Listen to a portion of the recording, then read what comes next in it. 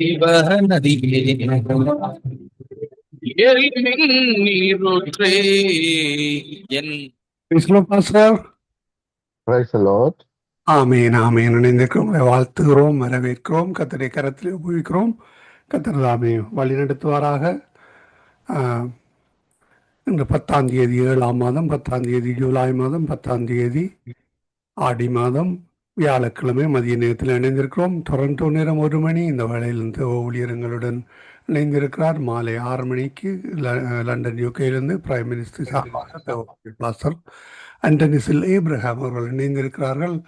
அவருக்கும் மாலை வணக்கங்களை கூறுவோம், வாழ்த்துவோம், வரவேற்போம். கத்தரை கரத்திலே பெறப்போகின்ற வார்த்தைகளை ஒப்புவித்துக் கொண்டு நாங்கள் இந்த வேளையிலும் ஊழியருக்கு நன்றிகளையும் வாழ்த்துக்களையும் கூறிக்கொண்டு இந்த வேளையிலும் வரவேற்போம். பிரைஸ்லோ பாஸ்டர், இந்த வேளையிலும் வார்த்தைகள் எடுத்து வாருங்கள். கேட்கின்ற ஒருவரும் விடுதலை பெற்றுக்கொள்ளத்துக்காக கத்தர் உதவி செய்வாராக. உங்கள்கிட்ட ஒப்படைக்கிறோம் பாஸ்டர், வழி நடத்துங்கள். ஆமென்.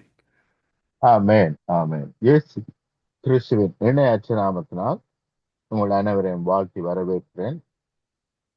கர்த்தர் நல்லவர், நமக்காக எல்லாவற்றையும் செய்து முடித்து எல்லாம் முடிந்தது என்று சொல்லியிருக்கிறார். ஆகவே நாங்கள் அதை விசுவாசித்து பெற்றுக்கொண்டு மற்றவர்களுக்கும் பெற்றுக் கொடுப்பது நம்முடைய ஊழியமாய், நம்முடைய கடமையாய், நம்முடைய வாழ்க்கையின் நோக்கமாய் இருக்கிறது. ஆமென். ஜெபம் பண்ணுவோம். இன்றைய நாளிலே தேவன் நம்மோடு பேசும்படி அன்பின் பிதாவே, இந்த வேலைக்காக மக்கள் நன்றி செலுத்துகிறோம். நம்மோடு கூட இருக்கிறதற்காக நன்றி. உலகத்தின் முடிவு பறையினமும் சதா நாட்களில் எங்களோடு கூட இருக்கிறதற்காக மக்கள் நன்றி செலுத்துகிறோம். எங்களை கைவிடுகிறவர் அல்ல, எங்களை விட்டு விலகுகிறவரும் அல்ல. எங்களோடே கூட இருக்கிறீர், அதற்காக நன்றி. உம்முடைய சித்தத்தை நிறைவேற்றுவீராக. இன்றைய நாளிலும் உம்முடைய வார்த்தையின் மூலமா எங்களோட பேசும், எங்களை ஈட்டியும், எங்களை மறுபடியும் கட்டுகிறதற்காய், நாட்டுகிறதற்காய், எழும்பி பிரகாசிக்க பண்ணுகிறதற்காக மக்கள் நன்றி செலுத்துகிறோம். இயேசுவின் இணையற்ற நாமத்தினால் ஆமென். பிரியமானவர்களை எடுப்போம், வாசிப்போம். இன்றைய நாளிலும் 1 தெசலோனிக்கேயர் 5ஆம் அதிகாரம் 14ஆம் வசனத்திலிருந்து நான் வாசிக்கிறேன். மேலும் சகோதரரே, நீங்கள்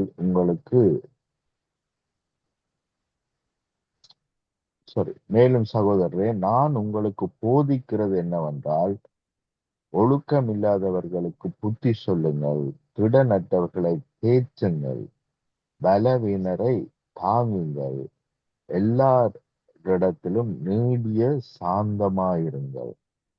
ஒருவருக்கு ஒருவர் செய்யும் தீன்மைக்கு தீன்மை செய்யாதபடி பாருங்கள். உங்களுக்குள்ளும் மற்ற யாவருக்குள்ளும் எப்பொழுதும் நன்மை செய்ய நாடுங்கள். பிரியமானவர்களே, இது நம்முடைய கிறிஸ்தவ வாழ்க்கை.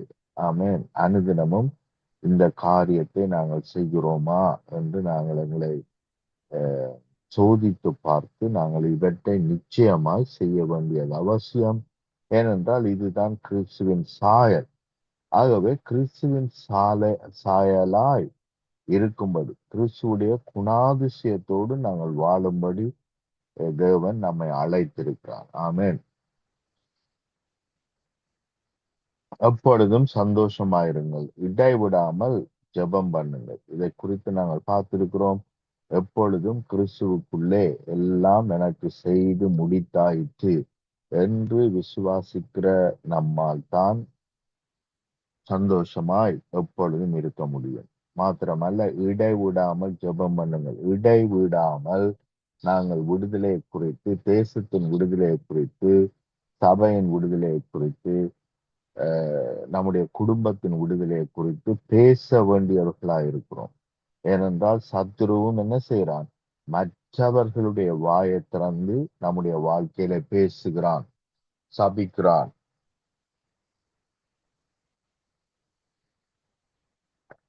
விசுவாசங்களை கொண்டு வருகிறான். அதைத்தான் நாங்கள் பார்க்கிறோம். ஆதாம் ஏவாளுடைய வாழ்க்கையில பிசாசு பேசுகிறான். பேசி அவருடைய வாழ்க்கையிலே தேவனை நம்பாதபடிக்கு, தேவனுடைய வார்த்தைகளை மீறும்படிக்கு விசுவாசத்தை அங்கே விதைக்கிறான். ஆகவே அப்படியாய் என்ன செய்கிறான் சத்துரு? நம்மை கொண்டும் அல்லது நம்மை சூழ இருக்கிறவர்கள் கொண்டும் எப்போ பார்த்தாலும் விசுவாசத்தை நம்முடைய வாழ்க்கையிலே தவறான வார்த்தைகளை சாபத்தை விதைத்து கொண்டிருக்கிறான். ஆகவேதான் சரியான வார்த்தைகளை, சரியான ஆசீர்வாதங்களை, பாதுகாப்பின் வார்த்தைகளை, தேவன் நமக்கு பெற்றுக் கொடுத்த வார்த்தைகளை நாங்கள் என்ன செய்ய வேண்டி இருக்கிறது? இடைவிடாமல் நம்முடைய வாழ்க்கையில பேச வேண்டும். அதுதான் ஜெபம். எல்லாவற்றிலேயும் ஸ்தோத்திரம் செய்யுங்கள் என்றால் எல்லாவற்றிலேயும் நன்றி செலுத்துங்கள். தேவன் எல்லாவற்றையும் மேன்மையாக மகிமையாக செய்து முடித்து விட்டார். ஈவன் சத்துரு தீன்மையாய் காரியங்களை கொண்டு வந்தாலும் தேவன் அதை நன்மையாய் மாற்றி போடுகிறார். ஈவன் சத்துரு சில காரியங்களை நம்முடைய வாழ்க்கையிலே திருடி இருந்தாலும் அதை 7 மடங்காய் 100 மடங்காய் நமக்கு திருப்பி கொடுக்கிறார். ஆகவே எல்லா சூழ்நிலையிலும் தேவனுக்கு நன்மை செலுத்த முடியும். அப்பொழுது இவற்றை நான் திருப்பி பெற்றுக் கொள்ளுகிறேன், பல மடங்காய் பெற்றுக் கொள்ளுகிறேன். இழந்தவை யாவும் பல மடங்காய் நம்முடைய வாழ்க்கையிலே வந்து சேருகிறது என்று எண்ணி, என்று தியானித்து நாம் என்ன செய்ய முடியும்? எல்லாவற்றிலையும் ஸ்தோத்திரம் செய்ய முடியும். அப்ப எல்லாவற்றிலையும் ஸ்தோத்திரம் செய்யுங்கள். இப்படி செய்வதே கிறிஸ்து இயேசுவுக்குள் உங்களை குறித்து தேவனுடைய சித்தமாய் இருக்கிறது. ஆமென். அப்ப இப்படி செய்யும் பொழுது, இதுதான் தேவ சித்தம். இப்படி செய்யும் பொழுது தேவன் செய்து முடித்தவர்கள் நம்மை நிச்சயமாய் மேற்கொள்ளும். ஆமென். இதை கடந்த நாட்களிலே பார்த்தோம். ஆவியை அவித்து போடாதிருங்கள். தீக்கு தரிசனங்களை அற்பமாய் எண்ணாதிருங்கள். எல்லாவற்றையும் சோதித்து பார்த்து நலமானதை பிடித்து கொள்ளுங்கள். அப்ப எல்லாவற்றையும் எடுக்கக்கூடாது, எல்லாவற்றையும் தியானிக்க கூடாது, எல்லாவற்றையும் நம்ப கூடாது. அப்ப சோதித்து பார்த்து எது தேவனுக்குரியது, எது தேவன் செய்து முடித்தது என்று பார்த்து அதையே என்ன செய்யணுமோ நலமானதை பிடித்து கொள்ளுங்கள். சொல்லாங்காய் தோன்றுகிற எல்லாவற்றையும் விட்டு விலகுங்கள். சமாதானத்தின் தேவன் தாமே உங்களை முற்றிலும் பரிசுத்தமாக்குவாராக. கவனிங்க பிரியமானவர்களே, பொல்லாங்காய் தோன்றுகிற எல்லாவற்றையும் விட்டு விலகுங்கள். அப்ப இது நாங்கள் செய்ய வேண்டிய காரியம். தேவன் நம்ம புஷ் பண்ணி என்ன செய்ய மாட்டார்? இதை விட்டு போ என்று செய்ய மாட்டார், சொல்ல மாட்டார். ஆனா நாம் இது நல்லதா கெட்டதா என்று நமக்கு தெரியும். ஆகவே இந்த இடத்தில் இருப்பது சரியா பிள்ளையா என்று தெரிந்து நாம் என்ன செய்ய வேண்டும்? செயல்பட வேண்டும். இது நம்முடைய கரத்தில் இருக்கிறது. சமாதானத்தின் தேவன் தாமே உங்களை முற்றிலும் பரிசுத்தமாக்குவாராக. உங்கள் ஆவி, ஆத்துமா, சரீரம் முழுவதும், கவனிங்க, உங்கள் ஆவி, ஆத்துமா, சரீரம் முழுவதும் நம்முடைய கர்த்தராகிய இயேசு கிறிஸ்து வரும் பொழுது குற்றமற்றதா இருக்கும்படி காக்கப்படுவதாக. அப்ப கவனிங்கள், இவைகள் காக்கப்பட வேண்டிய காரியமா இருக்கிறது. அங்க பார்க்கிறோம், ஆதாம் பாவம் செய்த பொழுது ஆண்டவர் சொன்னார், இதை சாப்பிடுகிற நாளிலே, நன்மை தீன்மை அறிகிற காரியை நீ சாப்பிடுகிற நாளிலே மரித்து போவாய் என்று சொன்னார். அப்ப சாப்பிடுகிற நாளிலே என்ன நடந்தது சொன்னால், அவனுடைய ஆவிக்குரிய வாழ்க்கையில, ஆவிக்குரிய மனுஷனுடைய வாழ்க்கையிலே மரணம் வந்தது என்று நாங்கள் பார்க்கிறோம். ஆனால் சிந்தையிலேயோ சரீரத்திலேயோ மரணம் அந்த நேரத்தில் மேற்கொள்ளவில்லை. ஆனால் அவனுடைய ஆவிக்குரிய மனுஷனை என்ன செய்கிறது? மரணம் மேற்கொண்டது.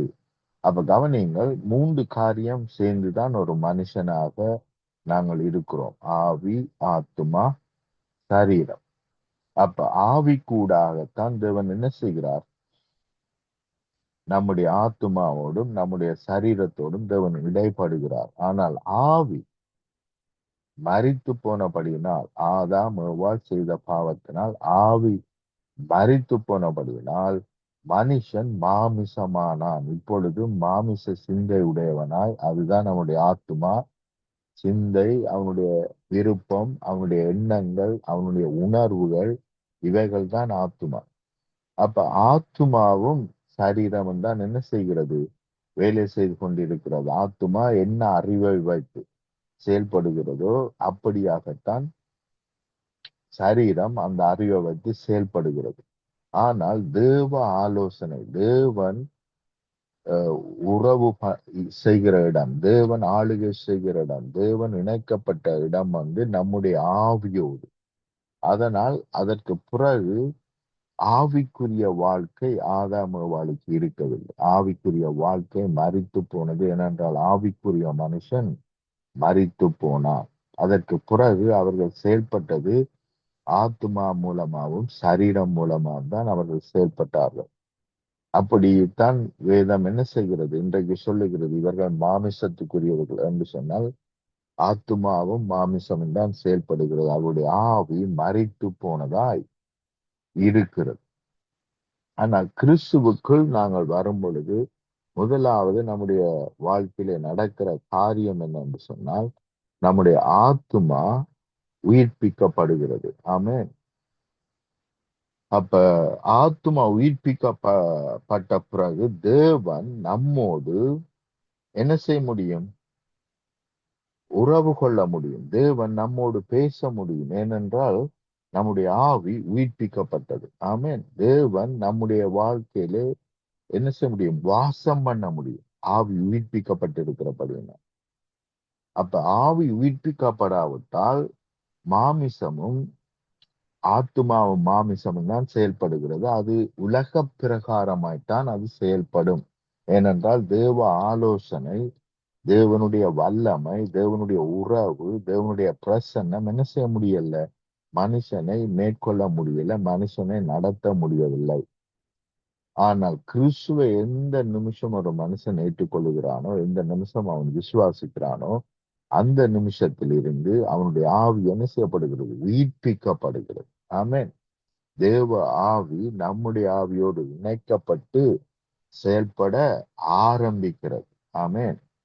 யாக்கோபு 2ஆம் அதிகாரம் 26வது வசனம் இப்படியா சொல்லுகிறது, அப்படியே ஆவி இல்லாத சரீரம் செத்ததா இருக்கிறது போல. கவனிங்கள், ஆவி இல்லாத சரீரம் செத்ததா இருக்கிறது போல கிரிகை இல்லாத விசுவாசமும் செத்ததாய் இருக்கிறது. அப்ப ஆண்டவர் சொல்லுகிறார், இதை சாப்பிடுகிற நாளிலே ஆதாம் ஏவாளை பார்த்து நீங்கள் சாவீர்கள். ஆவி இல்லாத அந்த சரீரம் எப்படி எண்ணப்படுகிறது? செத்து போன சரீரமாய், செத்து போன ஆத்மாவாய் எண்ணப்படுகிறது.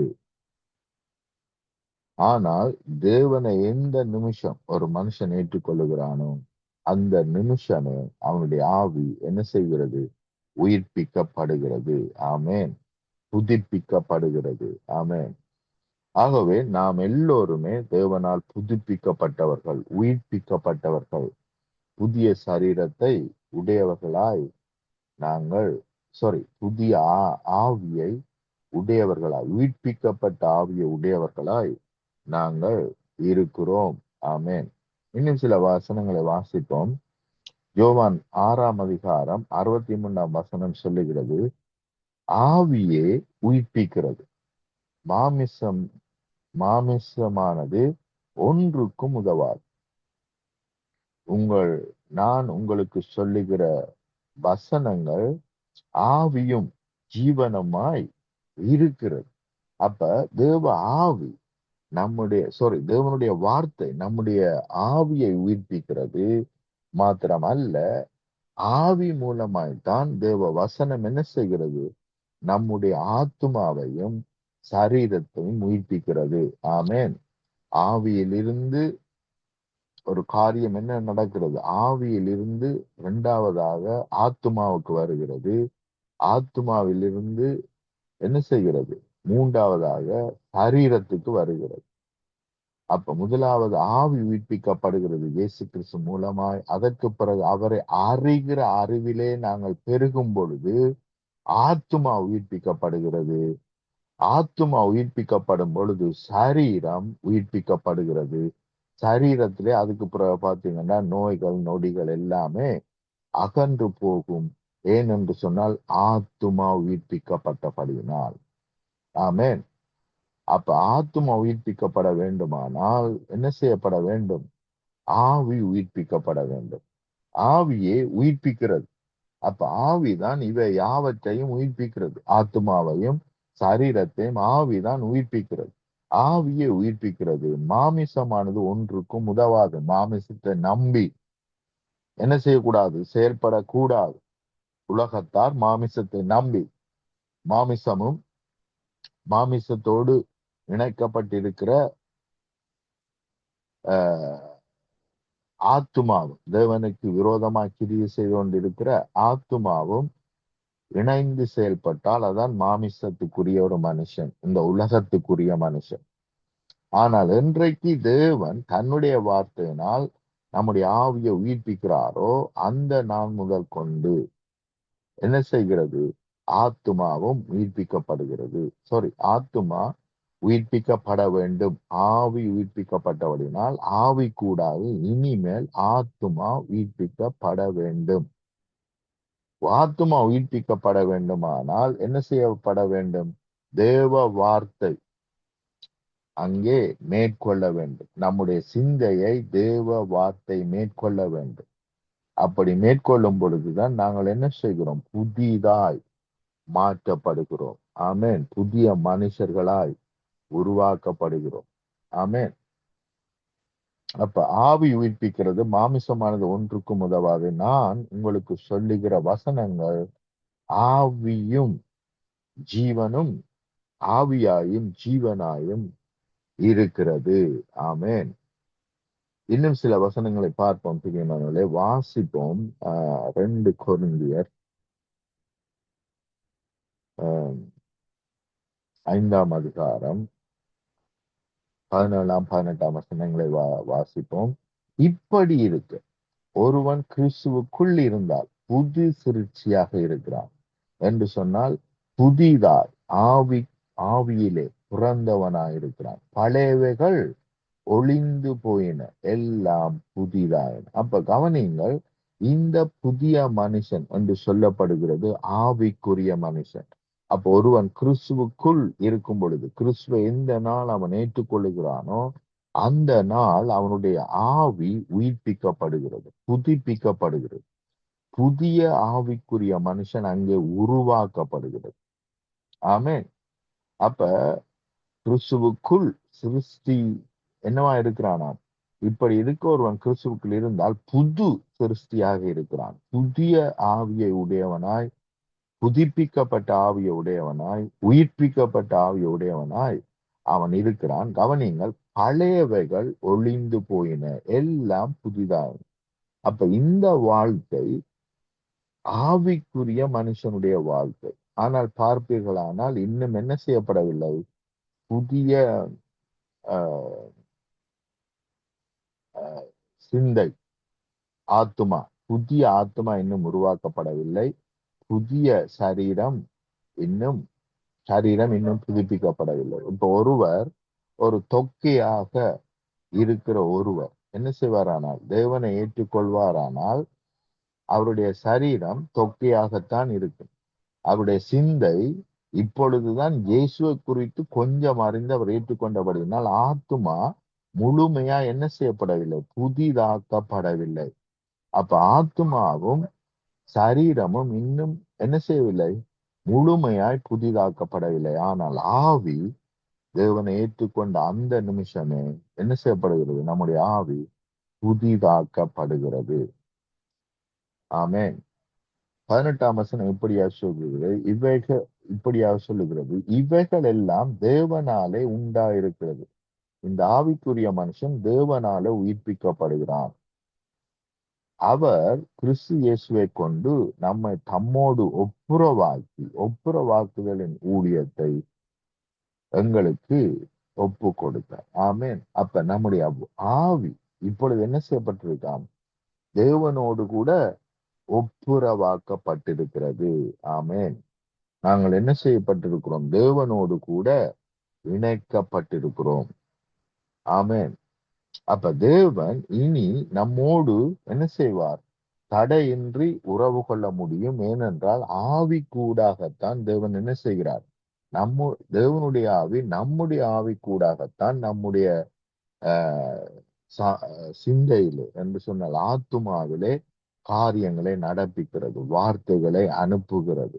தேவன் நம்மோடு பேசுகிறார், வெளிப்படுத்துகிறார். இப்ப நாம சொல்றோம், தேவன் என்னோடு பேசினார் என்று சொல்லுகிறோம். தேவன் எனக்கு என்ன செய்தார், தரிசனத்தை கொடுத்தார் என்று சொல்லுகிறோம், கனவை கொடுத்தார் என்று சொல்லுகிறோம். இவைகள் எல்லாம் எங்கே சம்பவிக்கிறது? நம்முடைய ஆத்துமாவிலே சம்பவிக்கிறது. ஆத்துமா என்பது அறிவு, உணர்வு, வில் என்று சொல்வார்கள். அதுக்கு என்ன தமிழ்? வில் பவர், கான்சியஸ்னஸ், இவைகள் எல்லாம் சேர்ந்ததுதான் ஆத்துமா. அப்ப ஆத்துமா என்ன செய்யப்படுகிறது? உயிர்ப்பிக்கப்படுகிறது. ஆத்துமா உயிர்ப்பிக்கப்பட்டபடினால் தான் நாங்கள் என்ன செய்கிறோம்? தேவ சித்தங்களை, தேவ திட்டங்களை எல்லாம் அறிந்து கொள்ளுகிறோம். வாசிப்போம் கலாத்தியர் 4:6 நான் வாசிக்கிறேன். மேலும் நீங்கள் புதிதா இருக்கிறபடியினால் அப்பா பிதாவே என்று கூப்பிடத்தக்கதாக தேவன் தமது குமாரனுடைய ஆவியை உங்கள் இருதயங்களில் அனுப்பினார். ஆமென். அப்ப கவனிங்கள், குமாரனுடைய ஆவியை என்ன செய்திருக்கிறாராம்? குமாரனுடைய ஆவி எங்களுடைய ஆவியோடு இணைக்கப்படுகிறது. என்னத்துக்காக? மேலும் நீங்கள் புத்திரராய் இருக்கிறபடினால், தேவனை ஏற்றுக்கொண்டவர்களாய் இருக்கிறபடினால், இப்பொழுதோ தேவனுடைய ஆவியானவர் நம்முடைய ஆவியோடு இணைந்து செயல்படுகிறார். ஊற்றப்பட்டிருக்கிறது. ஆமென். அப்ப இணைக்கப்பட்டிருக்கிறது. இன்னொரு விதத்திலே சொன்னால் ஊற்றப்பட்டிருக்கிறது என்பதை இன்னொரு விதத்திலே சொன்னால் இணைக்கப்பட்டிருக்கிறது. ஆமென். அப்ப அதுக்காகத்தான் ஆண்டவர் என்ன சொல்லுகிறார் என்றால், இப்போ ஆவி என்ன ஆயிற்று? ஒருவன் ரட்சிக்கப்பட்ட உடனே ஆவி புதியதாக்கப்பட்டு விட்டது. ஆனால் அவனுடைய சிந்தை என்ன செய்யவில்லை? இன்னும் புதிதாக்கப்படவில்லை. ஒருவன் மக்காக இருந்து இயேசுவை இருப்பானால் இயேசுவை ஏற்றுக்கொண்ட பிறகும் அவன் என்னவா இருக்க போறான்? சிந்தையிலே கொஞ்ச காலம் அவன் அறிகிற அறிவிலே பெருகும் வரைக்கும் அவன் மக்கா தான் இருக்க போறான். சரீரத்திலே ஏதாவது சுயனம் இருந்தால் அவன் ஏற்றுக்கொண்டான், ரட்சிக்கப்பட்டுட்டான், ஞானசனம் எடுத்துட்டான். ஆனால் சரீரத்திலே அந்த சுயினங்கள் என்ன செய்கிறது? சுகவியாதி என்று வைத்துக் கொள்வோம், இருக்கத்தான் செய்கிறது. ஆனால் அவனுடைய ஆத்துமா தேவனை குறித்து அறிய அறிய அறிய, அவர் என்னெல்லாம் செய்து முடித்தார் என்பதை அறிய அறிய அறிய என்ன நடக்கிறது? சரீரத்திலே மாற்றங்கள் உண்டாகிறது. கடந்த நாட்களிலே பார்த்தோம், அவருடைய வார்த்தை நம்முடைய சரீரத்திலே சுகத்தை, பலத்தை என்ன செய்கிறது? நமக்கு கொடுக்கிறது. அப்ப எப்படி இவைகள் கிரிய செய்கிறது என்பதை குறித்து தான் இப்பொழுது நாங்கள் என்ன செய்கிறோம்? பார்த்து கொண்டிருக்கிறோம். ஆமென். வாசிப்போம் ரோமர் 12ஆம் அதிகாரம்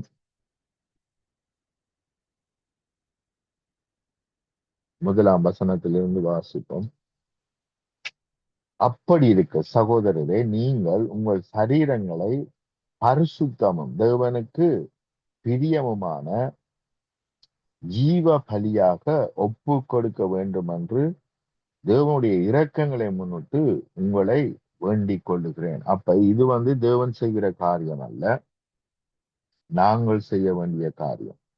ஆண்டவரே, என்னுடைய சித்தம் அல்ல, உம்முடைய சித்தத்துக்கு பரிபூரணமாய் ஒப்பு கொடுக்கிறேன். என்னுடைய சரீரத்திலே என்னுடைய சித்தத்தை நிறைவேற்றும்படி அல்ல, உம்முடைய சித்தத்தை நிறைவேற்றும்படி என்னுடைய ஆவி ஆத்மா சரீரத்தை ஒப்பு கொடுக்கிறேன் என்று ஒப்பு கொடுக்க வேண்டியது நம்மேல் விழுந்த கடமை. நாம் அந்த டிசிஷன், அந்த முடிவை எடுத்து செயல்பட வேண்டும். இன்று முதல் கொண்டு நான் என்னுடைய சித்தத்தை நிறைவேற்றும்படி அல்ல, தேவ சித்தத்தை நிறைவேற்றும்படி நான் அழைக்கப்பட்டிருக்கிறேன் என்று சொல்லி என்னுடைய ஆவி ஆத்மா சரீரத்தை ஒப்பு கொடுத்ததே புத்தியுள்ள ஆராதனை. ஆமென். ஒப்பு கொடுக்க வேண்டும் என்று தேவனுடைய இரக்கங்களை முன்னிட்டு உங்களை வேண்டிக் கொள்கிறேன். இதுவே நீங்கள் செய்யத்தக்க புத்தியுள்ள ஆராதனை.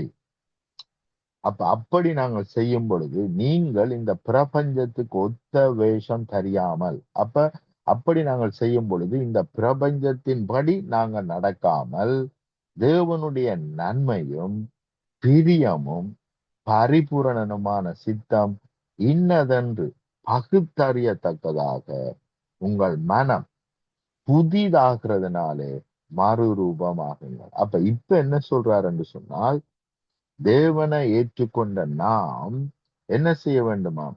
தேவனை அறிகிற அறிவிலே பெருகும் பொழுது நாங்கள் சரியாக தேவனுடைய சித்தம், தேவனுடைய நன்மையும் பிரியமும் பரிபூரணமான சித்தம் இன்னதென்று பகுத்தறியத்தக்கதாக உங்கள் மனது என்று சொன்னால் உங்கள் ஆத்துமா புதிதாகிறதுனாலே, உங்கள் ஆத்துமாவை தேவ வசனத்தினால் புதிதாக்கி கொள்ளுகிறதுனாலே மறுரூபமாகுங்கள். என்ன கிடைக்குதா? மறுரூப வாழ்க்கை. எங்க கிடைக்கிறது? எங்களுடைய ஆத்துமாவிலே கிடைக்கிறது. எங்களுடைய சரீரத்திலே மறுரூப வாழ்க்கை மேற்கொள்ளுகிறது. ஆமென். ஆகவே மிகவும் அவசியம். இப்பொழுது தேவனுடைய ஆவி நம்முடைய ஆவியோடு இணைக்கப்பட்டிருக்கிறது. ஆமென். தேவனுடைய பிள்ளைகளா நாங்கள் செயல்படும்படிக்கு உயிர்ப்பிக்கப்பட்டிருக்கிறது. அப்ப இப்பொழுது ஈஸியாக எந்த தடையும் இல்லாமல் தேவன் நம்மோடு என்ன செய்ய முடியும்? தொடர்பு கொள்ள முடியும். நம்மோடு இணைக்கப்பட்டிருக்கிறபடினால் தேவன் எப்பொழுதும் நம்மை நடத்த முடியும், பேச முடியும். வலப்புறமும் இடப்புறமும் சாயாத இதுவே வழி என்று தேவன் நம்மை நடத்த முடியும். ஆமென். ஏனென்றால் தேவனுடைய ஆவியும் நம்முடைய ஆவியும் இணைக்கப்பட்டிருக்கிறது. நாங்கள் தேவனுடைய வசனத்தை அனுதினமும் தியானிக்கும் பொழுது நம்முடைய ஆத்துமா என்ன செய்கிறது? எல்லா விதமான உலக பிரகாரமான விசுவாசங்களை விட்டு தேவன் செய்து முடித்தவைகளை ஆத்துமா விசுவாசிக்க ஆரம்பிக்கிறார். அதனால்தான் வேதம் சொல்லுகிறது, ஆத்துமா அறிவில்லாமல் இருப்பது நல்லதில்லை. தேவனை குறித்தும் அவர் செய்து முடித்தவைகளை குறித்தும் இந்த ஆத்துமா என்ன செய்ய வேண்டும்? அறிந்து கொள்ள வேண்டும். எவ்வளவுக்கு அது அறிந்து கொள்ளுதோ அவ்வளவுக்கு அது என்ன செய்கிறது? அந்த அறிவை, அந்த வல்லமையை சரீரத்துக்கு கடத்துகிறது. அப்ப சரீரம் என்ன செய்கிறது? அதற்கு பிறகு ஒழுங்காய் சரியாய் செயல்பட ஆரம்பிக்கிறது. நோய்கள் ஓடி போகிறது. ஆமென். நோய்கள் சரீரத்தை விட்டு ஓடி போகிறது. வேதனை, துன்பம், கவலை, கண்ணீர் இவைகள் எல்லாம், குறிப்பாக கவலை, கண்ணீர், பயம், வேதனைகள், இவைகள் எல்லாம் சரீரத்தை விட்டு ஓடி போகிறது. ஆமென். அப்ப இப்படித்தான் தேவன் செயல்படுகிறார். ஆகவே நாங்கள் இதை அறிந்து கொள்வோமானால், அதனால்தான் ஆத்துமா அறிவில்லாமல் இருப்பது நல்லதல்ல. அதனால்தான் நாங்கள் அதிகமாய் இயேசு செய்து முடித்ததை தியானிக்கும் பொழுது எங்களுடைய ஆத்துமா என்ன செய்கிறது? புதுப்பிக்கப்படுகிறது, உயிர்ப்பிக்கப்படுகிறது, உலகத்தில் இருந்து விடுவிக்கப்படுகிறது, தேவ சித்தம்படி செயல்பட ஆரம்பிக்கிறது. அப்படி ஆரம்பிக்கும் பொழுது ஆட்டோமேட்டிக்காக சரீரம் ரீஸ்டோ பண்ணப்படுகிறது. ஆமென். சரீரம் புதுப்பிக்கப்படுகிறது. சரீரத்திலே மெய்யான சமாதானம், மெய்யான சந்தோஷம் அங்கே மேற்கொள்ளுகிறது. மெய்யான வல்லமை, சரீரம் வல்லமையாய் செயல்பட முடியும், பலனோடு செயல்பட முடியும். ஆமென். ஆகவே தயவு செய்து இதை அறிந்து கொள்ளுங்கள். தேவன் நம்முடைய ஆவியை புதுப்பித்து விட்டார். தேவன் நம்முடைய ஆவியோடு இணைக்கப்பட்டிருக்கிறார். சரியாய் சொல்ல போனால் தேவன் நம்முடைய ஆவியிலே தான் வாசம் பண்ணுகிறார். ஆமென். அப்ப வாசம் பண்ணுகிற தேவன் ஆவி கூடாகத்தான் என்ன செய்கிறார்? நம்மோடு இணைக்கப்படுகிறார். ஆவிக்குரிய மனுஷன் மூலமாகத்தான் தேவன் நம்முடைய ஆத்துமாவையும் சரீரத்தையும் மேற்கொள்ளுகிறார். ஆமென். ஆகவே இவைகளை அறிந்து செயல்படுவோம். நிச்சயமா தேவனுடைய வல்லமை நமக்கூடாது கடந்து செல்லும். தேவனுடைய வார்த்தை நமக்கூடாது கடந்து செல்லும் என்று நம்மை மாத்திரமல்ல, நம்முடைய ஆவி ஆத்மா சரீரத்தை மாத்திரமல்ல, மற்றவர்களுடைய ஆவி ஆத்மா சரீரங்களையும் அவைகள் உயிர்ப்பிக்கும். ஆமென். ஜெபம் பண்ணு. அன்பின் பிதாவே, இந்த வேலைக்காக உமக்கு நன்றி செலுத்துகிறேன். நீர் நம்முடைய ஆவியை உயிர்ப்பிப்பதற்காய் மட்டும் நம்முடைய ஆத்துமா அனுதினமும் உம்முடைய வேத வார்த்தையின் மூலமாக புதுப்பிக்கப்படுகிறது, உயிர்ப்பிக்கப்படுகிறது, மாற்றப்படுகிறது. இந்த உலகத்துக்கு ஒத்த வேஷம் தெரியாம உம்முடைய சித்தத்தை அறிந்து, உம்முடைய திட்டத்தை அறிந்து சரியாய் செயல்படத்தக்கதான் எங்களுடைய ஆத்துமாக்கள் அனுதினம் புதிதாக்கப்படுகிறதற்காக மக்கள் நன்றி செலுத்துகிறோம். ஆத்மா மூலமாய், அந்த அறிவின் மூலமாய் நம்முடைய சரீரம் சரியா நேர்த்தியா சுகத்தோடு பலத்தோடு இருக்க அது உதவி செய்கிறதற்காக உமக்கு நன்றி செலுத்துகிறோம். தேங்க்யூ ஃபாதர், உங்களோட கூட இருக்கிறதற்காக நன்றி. உம்முடைய சித்தத்தை நிறைவேற்றும்படி நாம் அனைவரும் நம்முடைய ஆவியாத்மா சரீரம் முழுவதும் ஒப்பு கொடுக்கிறோம். உங்களுடைய சித்தத்தை நிறைவேற்றும்படி இல்லை, உம்முடைய சித்தத்தை மாத்திரம் நிறைவேற்றும்படியே நாங்கள் அழைக்கப்பட்டிருக்கிறோம், பிரியத்துக்கு கொல்லப்பட்டிருக்கிறோம். அதனால்தான் நீர் எங்களுக்கு கர்த்தராயிருக்கிறீர், தேவனாயிருக்கிறீர். கர்த்தர் என்று சொன்னால் நம்மை நடத்துகிறவர், நம்முடைய ஓனர், நம்முடைய லோர்ட் என்று சொன்னால் அவருக்குத்தான் நாங்கள் சொந்தமா இருக்கிறோம். அவருடைய சித்தம் நிறைவேற்றும்படிதான் நம்மை ஒப்பு கொடுத்திருக்கிறோம். ஆகவே நம்முடைய சித்தம் நிறைவேறட்டும் நம்முடைய வாழ்க்கையிலே, நம்முடைய தேசத்திலே, நம்முடைய சபையிலே. உம்முடைய சித்தம் மாத்திரம் நிறைவேறட்டும். சத்துருவின் தீர்மானங்கள், திட்டங்கள் நம்முடைய வாழ்க்கையிலும் தேசத்திலும் இல்லாமல் போவதாக, வாய்க்காமல் போவதாக இந்த போரெல்லாம் இயேசுவின் நாமத்தினால் நிர்மூலமாக்கப்படட்டும். பிசாசின் கிரியைகள், சாபங்கள் இவைகள் எல்லாம் இயேசுவின் நாமத்தினால் நிர்மூலமாகட்டும். உம்முடைய ராஜ்யம் மேற்கொள்ளட்டும், உம்முடைய சித்தம் செய்யப்படட்டும். ரட்சிப்பு பூரணமாய் இந்த பூமியை மேற்கொள்ளட்டும். முழங்கால் யாவும் முடங்கட்டும், நாவு யாவும் நீரே கர்த்தர் என்று அறிக்கை செய்யட்டும். ரட்சிப்பினாலும், நீர் கொடுத்த ரட்சிப்பினாலும், நன்மைகளினாலும், கிருபை வரங்களினாலும் நாமும் இந்த பூமியும் எப்பொழுதும் நிரப்பப்பட்டு இருப்போமாக. இயேசுவின் சர்வ வல்லமை உள்ள நாமத்தினால். ஆமேன், ஆமேன், ஆமேன். ஆமீன், ஆமீன். அருமையான வார்த்தைகளுக்கூடாக வழி நடத்துகிறீர்கள். கர்த்தருடைய ஆவியானவர் எங்களை ஆவி ஆத்மா சரீரத்தில் விடுதலையாக்கப்பட்டு, அது மட்டுமல்ல ஒழுங்கில்லாதவர்களுக்கு பற்றி சொல்லவும், திடனற்றவர்களை தேற்றவும், பலரை தாங்கவும், எல்லாரிடத்திலும் நீடிய சாந்தமாக இருக்கவும் கர்த்தர் உதவி செய்கிறார். அதற்காக கர்த்தருக்கு நன்றி செலுத்துகிறோம். கர்த்தரை அறிந்த பிள்ளைகள் விடுதலை ஆக்கப்படுகிறார். அதுதான் மிக முக்கியமான காரியம். கர்த்தருக்கு நன்றி செலுத்துவோம். ஆவி ஆத்மா சரீரத்தில் விடுதலை. ஆமேன். நன்றிகளையும் வாழ்த்துக்களையும் கூறுகிறோம் பாஸ்டர்.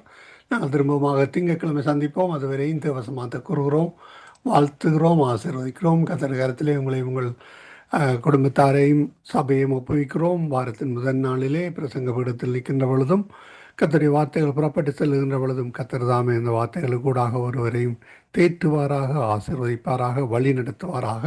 நன்றிகளையும் வாழ்த்துக்களையும் கூறுகிறோம் பாஸ்டர். God bless you. ஆமேன், ஆமேன், ஆமேன். God bless you all.